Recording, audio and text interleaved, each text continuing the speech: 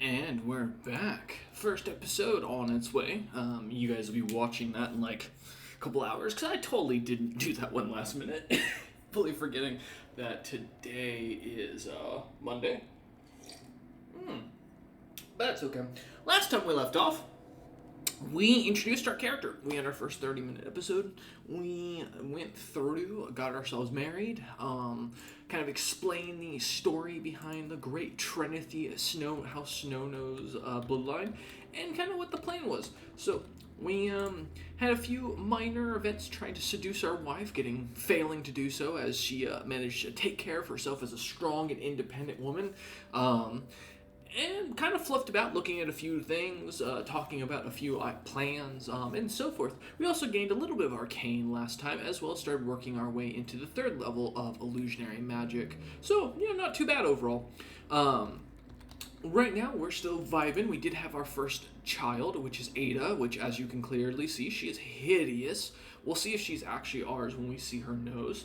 And we just got an interesting event called a Perfected Passion. Enabled by my noble status, I once embarked upon a journey of exploration and mastery, igniting an unforeseen flame that fuels my purpose and unveils a side of me that is now known in my realm. You have gained a lifestyle perk. That's cool. What do we get? We gained... Oh, Jack of all trades. This character is known for versatility and adaptability. They have dabbled in various hobbies and pursuits, never committing to one in particular. Their lack of a specific hobby allows them to explore different interests and engage with a wide range of people within the court. They are a well-rounded individual with diverse sets of skills and knowledge. Not bad, not bad. Excuse me. So we're not doing too terribly overall. I'm pretty happy with that.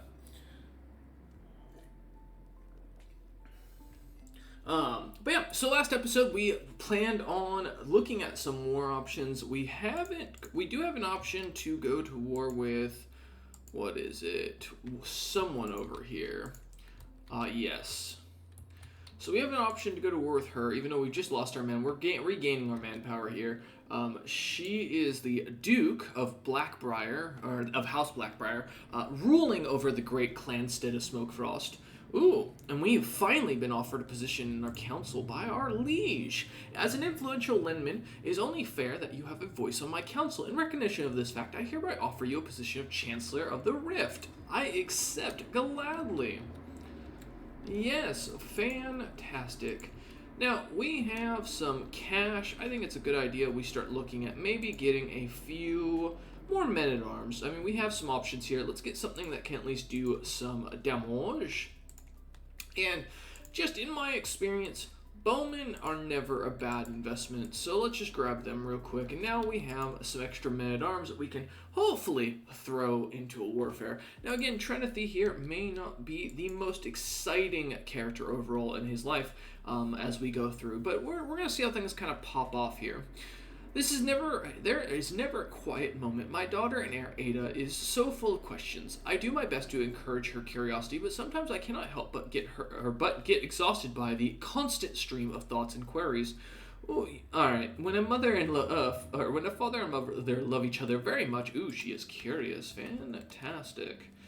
Some diseases are popping up in the distance. Don't mind that. More pox are spreading as things are going on. Kind of what you'd expect. Now, on occasion, you'll see me kind of speed things up a little bit down the right. Forewarning with this mod pack, I have had it crash a few times on me, mostly as I close out. I think that's more the issue, so I'm a little more careful about that, and I think you all should be too. Mod is fantastic otherwise, though, so they've done a fantastic job, and we gained the trait of Counselor. Because we've joined the council. Trennothy was a member of a ruling council, but that is as far as it goes. So we're getting our rank up in this, which is kind of cool. See, I will say this: the Ultimate Elder Kings mod plus Elder Kings, fantastic pack together. I think that with all the bonus perks, it really spices this mod up, makes the character way more interesting.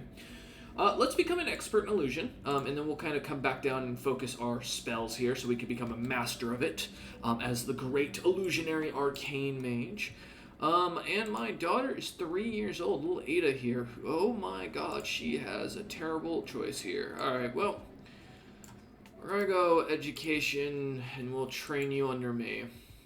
Maybe I can make you a mage. Let's hope. Also, we do have a decent amount of magicka. We have 1.10. Let's see, is there any spells we want to cast on ourselves while things are going on? Illusionary magic. What's calm do? You can just calm yourself down. Oh, that's kind of cool. Any of these I can use on myself on a continuous. Glamour. Plus 10 attraction to you. Yes. This character uses a ritual to conceal their true self and charm others. Yes, that makes sense. I think we definitely would. Feather for travel speed. Nothing else we want. Okay, cool. Now we've cast a little bit of magic on ourselves to make ourselves a little bit more beautiful, so our wife loves us a bit more. Let's at least sway her so she doesn't, hate us anymore, because, that's going to become a continuous issue. You have weakened quite a bit. I see no reason not to now use this valuable chance. Let's take a look. You're humble, generous, gregarious, and chaste. Very kind individual. I really don't see a reason to hate you, but listen, we're a genius after all. We are a tactician, and we do have our heir here. I think it's only right that we push for our wife's claim to fame. Alright. Now, of course, we're going to lead our men, so, we will be less likely to go to wars when it comes to it. We're not going to seek out any war, but we're not going to stand around as we fight our way through here. Our Grand Commander quite well set up. Now, we are losing a huge chunk of gold already, so that's going to make things a little more interesting. And they are deciding to defend, which is going to be interesting to see what their plan is. Okay, I thought that was my wife that got sick. Grave news reaches me. My daughter and heir Eta has fallen ill with droops. What's droops? Droops. Fever, weakened muscle tissue, and severe abdominal pain have made Eta expel blood into the tree. Oh, it's like dysentery. Okay, gotcha. The future is uncertain. Death lingers closely by her bedside, yet all is not lost. Ada might survive should luck on her side. Only Alduin knows her fate. The physician wants to know how my daughter should be treated. Be cautious. Do no more than what is necessary, as I'm a craven man. Alright, well, her disease has been reduced, so that's not bad. Alright, don't run away. Fight me. A crushed rebellion. Okay, here we go. Attribuses? Okay, rebellion was not meant to last. As the Pontiet, I think it's right, and the warlord clashed in violent battles, and the rulers of the imperial city defeated time and time again the leader of the rebellion. As Attribus, so is Attribuses. That just doesn't sound right to me. Has been brought to the imperial dungeons under heavy guard. It seems the Pontiet, by defeating this immediate threat, bought himself a sizable amount of time. Okay. Despite the crushing victory, the various Nimbinese lords that joined the Pontiet, due to their fear of another Colovian emperor, have decided to leave the grasp of Naras, with only the support of the Imperial Isles and some part of Arun Mare Bank. Nobody expects the Pontiet to last for very long. Ooh, he's losing his land left and right. Interesting. Okay. And you are slain by Moreng Tong. Interesting. Who are you slain? What happened to you? You are also slain by Moreng Tong. Who is Moreng Tong? Because we can't... Morag Tong, sorry. I have no idea. Alright, no. We'll have to look that up in between episodes later. Droops and balanced humors. As I walk down the halls, I hear... Mom, I'm on the battlefield. I hear the muffled laugh, that voice. I'm not used to hearing it so clear and bright. I push the half-open door, and there in front of me is my daughter and heir Ada, seemingly recovered from droops. My beloved daughter and heir is well once more. It's difficult to not shed a tear of joy. Oh, it's beautiful. It's beautiful, truly. Alright. Let's see what's going on. You won't join me in my war, that's fine. We will go ahead and continue to attack the enemy here, as we make sure our wife somewhat likes us. Oh, she really thinks I'm hideous. Kind's support. As I tread the desolate streets of my capital, Vermin Woods, ravaged by the relentless epidemic, I find myself questioning why we are not shielded by kind from this dire affliction. After all, there are tales abound of miraculous healings granted to chosen individuals, especially favored by their deities. Have we been deemed unworthy of such divine favor, or have our supplications been uttered in vain? Perhaps it is time to offer another prayer, maybe even accompanied by a tribute of gold to demonstrate that my devotion is not mere words, but a testament of my unwavering faith. We have to fight this on our own. Yeah, no. We're not a zealous man, and I can't afford to lose gold as we continue this on. So there's no reason for good Trennothy here of House Snow Nose to spend his money ill-advisedly. What kind of spells can I cast on myself here, if any? Mass Frenzy. Ooh. That's kind of cool. That's kind of cool. Alright, well, we're going to finish off this dude's land here. And apologies, I'm still watching for for job applications. 'Cause we're still applying here in June. I've got some jobs hopefully, or I've got a job hopefully lined up, but we'll see how things kind of go as we push forward into... Ooh, yeah, we do have a lot more men-at-arms here. Oh, fuck. Well, I may have No, we're good. Okay, the Huskarls carried us through. Oh, that was a lucky fight. Ooh.